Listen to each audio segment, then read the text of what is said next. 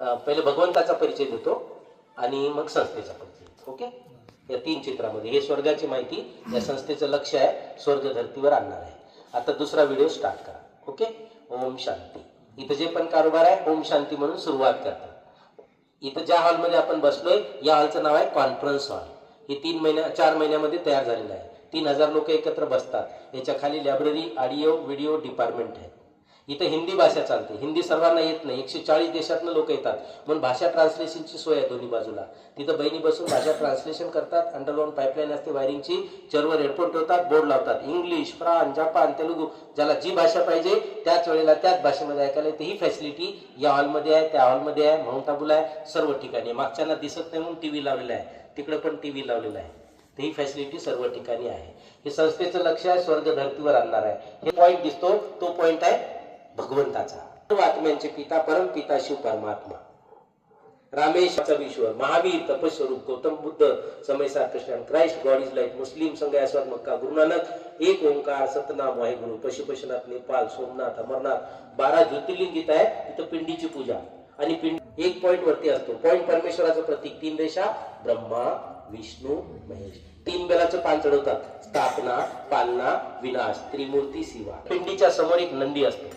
खरे भक्त असतात पहिले नंदीला हात जोडतात. काही बोलायचं असेल तर नंदीच्या कानात बोलतात. काय म्हणतात, गुरुविना दाखविसी वाट कोण. कोणीतरी माध्यम पाहिजे जे आम्हाला रस्ता दाखवेल. विद्यार्थ्यांना काही बनायचं असेल डॉक्टर, इंजिनियर, तर शिक्षक पाहिजे. शिक्षकाशिवाय होत नाहीये. ज्यांच्या शरीरामध्ये परमेश्वर, जर मंत्र्याला भेटायचं असेल तर पीला भेटावं लागतं. आपली गोष्टी तिथपर्यंत पोहोचवतात.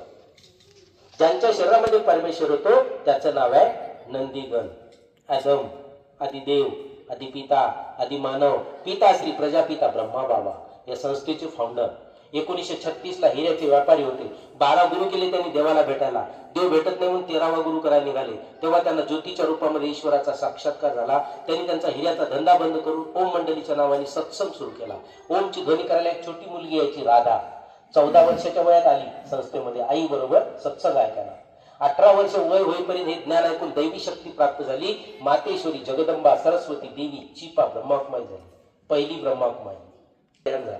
त्याच्यानंतर दादी प्रकाशमणी चिपा ब्रह्माकुमारी झाल्या. 2007 पर्यंत 135 देशामध्ये केंद्र होता. प्रकाशमणी दादी, ज्यांच्याबरोबर आम्ही पण 14 वर्ष सेवा केली. त्याच्यानंतर दादी जानकीजी चिपा ब्रह्माकुमारी झाल्या. 104 वर्षाच्या वयामध्ये 140 देशाचा कारभार. Most stable mind in the world. झोपेतही चांगलं चिंतन करणारी जगातली पहिली महिला दादी जानकीजी चिपा ब्रह्माकुमारी होती. आपले विचार चेक करा. जागे असताना मिनिटाला बदलतात. झोपेत आपल्यालाच माहित नाही कुठून कुठं जाईल. आपले विचार